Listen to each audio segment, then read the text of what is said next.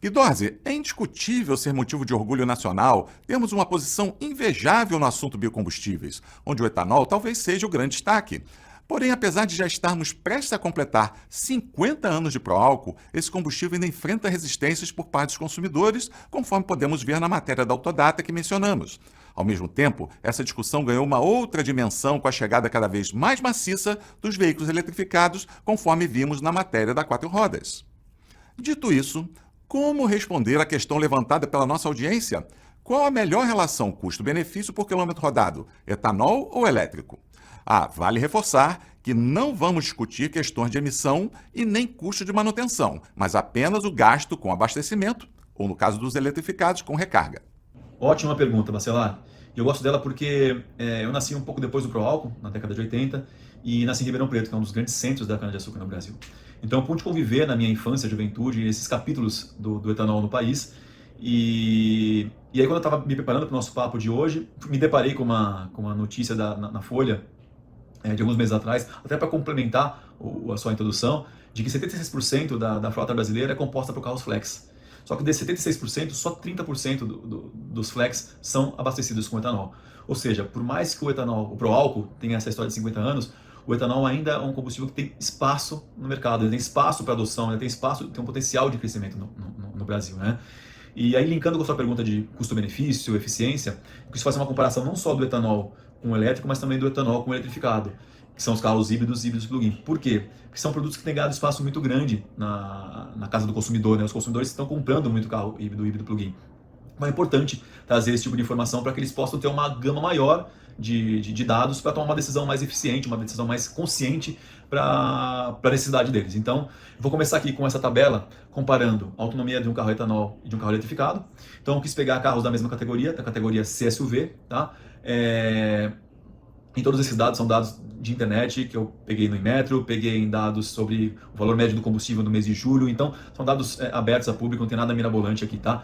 Então, considerando que eu peguei um SUV que tem um tanque de 50 litros, com consumo médio de 10 km por litro, esse carro vai me gerar uma autonomia de 500 km com esse tanque, tá? Quando eu pego um carro HEV, que é o carro híbrido auto-recarregável, que tem a bateria pequena e não precisa carregar na tomada, que também tem os mesmos 50 litros de tanque, vai ter um consumo médio de 17 km por litro e uma autonomia total de 850 km. Quando eu falo de um plug-in híbrido, que é aquele carro que você tem uma bateria maior e também precisa ser carregado na tomada, ele tem um consumo médio de 23 km por litro e uma autonomia total de 1.150 km. Ou seja, o carro eletrificado ele tem no mínimo 1,5 vezes mais autonomia que o carro a etanol. Então já começa com essa autonomia mais alongada, tá? Isso porque eu não estou nem considerando alguns carros, alguns outros eletrificados, alguns outros plugins que foram recém-lançados, que têm autonomia de 44 km por litro, que podem chegar até mais de 2.000 km de autonomia, né? Com um tanque. Então, no mínimo, você vai ter 1,5 vezes mais autonomia de um carro eletrificado versus um carro a etanol. Indo para o mundo dos carros elétricos, eu quis fazer aqui uma comparação de quanto se gasta num carro elétrico e quanto se gasta no consumo de um carro a etanol em um mês, considerando determinada quantidade de quilômetros naquele mês, tá? Então eu peguei um carro elétrico que tem uma capacidade de carga de bateria, né, de 30 kWh, também um valor médio de quilowatt de 60 centavos a R$1, que pode variar no Brasil, no Nordeste, no Sul, no Norte, pode variar o preço também pela bandeira, então esse é um valor médio. O valor pela carga inteira desse carro vai custar R$30, considerando o preço de R$1 por quilowatt, tá? Então R$30 para carregar um carro de capacidade de 30 kWh. E esse carro vai me entregar 280 km de autonomia, segundo o Inmetro. Um carro etanol que tenha 50 litros de capacidade de tanque, vai me custar o tanque R$200 e vai me entregar 500 km de autonomia com esse mesmo tanque, considerando 10 km por litro.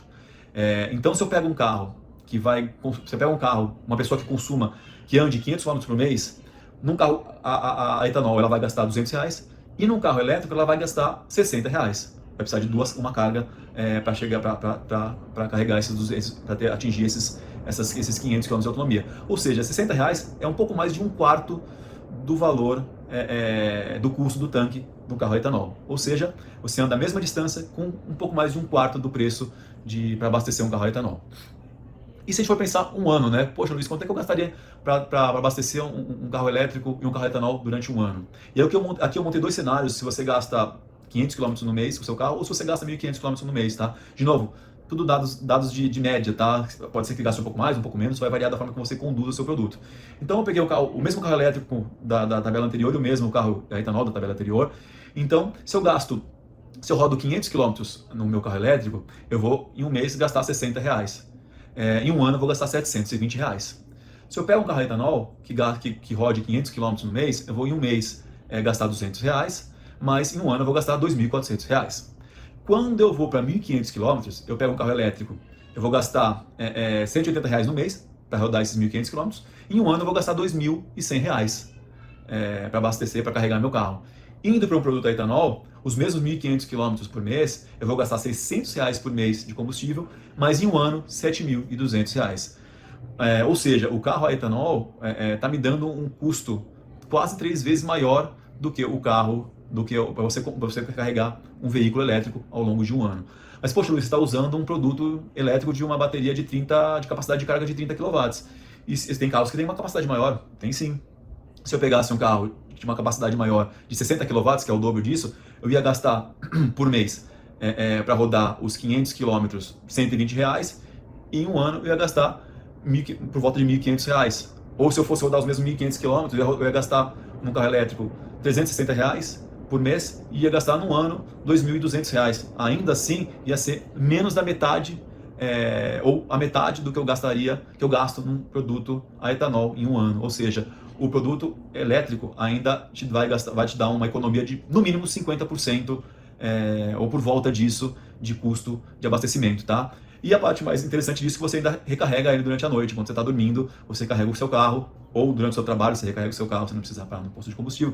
Então te traz algumas outras facilidades. Então, na minha opinião, tanto o carro eletrificado quanto o carro elétrico te dão uma condição não só de autonomia melhor que a do carro a etanol, como também de custo de carregamento versus o que você vai gastar para abastecer esse carro tanto num mês quanto em um ano.